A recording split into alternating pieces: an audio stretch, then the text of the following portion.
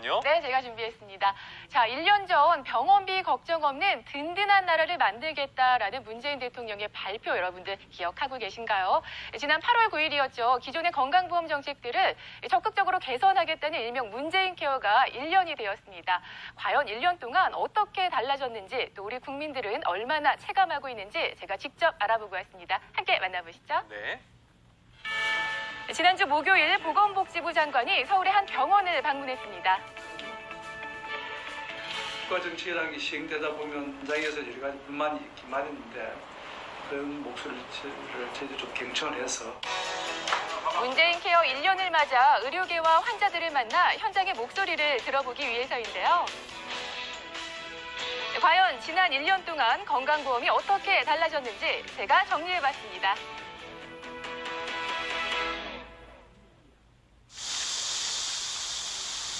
안녕하세요. 골절로 일주일째 입원 중인 환자를 만나봤는데요. 구급차를 타고 오는 중에도 제일 걱정되는 게 사실은 병실료였어요. 왜냐하면 제가 성격이 되게 예민하다 보니까 다인용실에 들어갈 거는 정말 엄두도 안 나고 그렇다고 2인용실에 가자니 병실료 부담이 걱정이 될 수밖에 없죠. 이영애 씨는 올 7월부터 상급 병실 2, 3인실이 건강보험에 적용되면서 병실료도 줄고 심리적인 안정도 얻었다고 합니다. 또 간호간병 통합 서비스가 확대되면서 간병인 부담도 조금 덜게 됐습니다. 제도가 바뀌기 전과 후 이영애 씨의 5일간 병실료 본인 부담액을 비교해봤는데요. 네. 기존보다 약 52만 원 정도가 줄었습니다. 얼마 이상이네요. 네. 자, 이처럼 그동안 주요 비급여 항목이었던 선택진료비와 상급병실, 간호간병 통합 서비스가 개선되면서 환자들의 의료비 부담도 크게 줄어들었습니다. 좋은 방도 오고 옛날에 뭐 이런 쳐다나 봐요. 간병인가봐 안 들어가지고 모든 게 이제 막 다 많이 좋아하시더라고요. 핸드폰만 누르면 딱딱 와서 다 해주니까. 임실같이 예전에는 그게 보험이 안 돼가지고 이게 좀 많이 좀 부담이 됐는데 지금은 좀 많이 저렴해졌다는 생각이 들더라고요. 이외에도 저소득 취약계층의 의료비 부담을 줄이기 위한 변화들도 있었는데요. 본인 부담 상한제는 연소득 10% 수준으로 내려갔고요.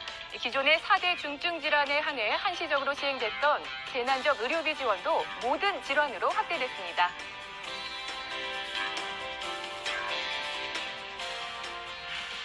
중증 치매 질환과 65세 이상 어르신들, 15세 이하 아동들의 본인 부담률도 줄어들었습니다. 또 반가운 소식은요. 오는 10월부터는 신생아와 임신, 출산 관련 진료비 20여 개의 항목이 건강보험에 적용될 예정입니다. 이처럼 지난 1년 동안 환자가 부담해야 했던 비급여 항목 무려 3,800개가 건강보험으로 확대 적용됐습니다. 많은 숫자죠. 기존에는 상황에 따라 비급여 항목이 하나씩 천천히 개선되었지만 동시에 새롭게 생기는 비급여 항목들 때문에 실제 국민들의 의료비 부담은 크게 개선되지 못했습니다. 그래서 이렇게 적극적으로 개선을 한 건데요. 1년 전보다 연간 500만 원 이상 의료비를 부담한 환자가 66% 이상 감소됐습니다. 이렇게 병원 문턱이 낮아졌지만 여전히 병원비로 힘들어하는 분들도 있습니다. 김인순 씨는 친정어머니가 신장투석 중이라 15년째 입원과 퇴원을 반복하고 있는데요. 상황에 따라 비급여에 해당하는 검사를 할 때가 자주 있다고 합니다. 자주 입원, 퇴원 반복하시고 또 합병증이 계속 발생하시니까 검사비랑 진료비랑 좀 부담이 되는 것 같아요.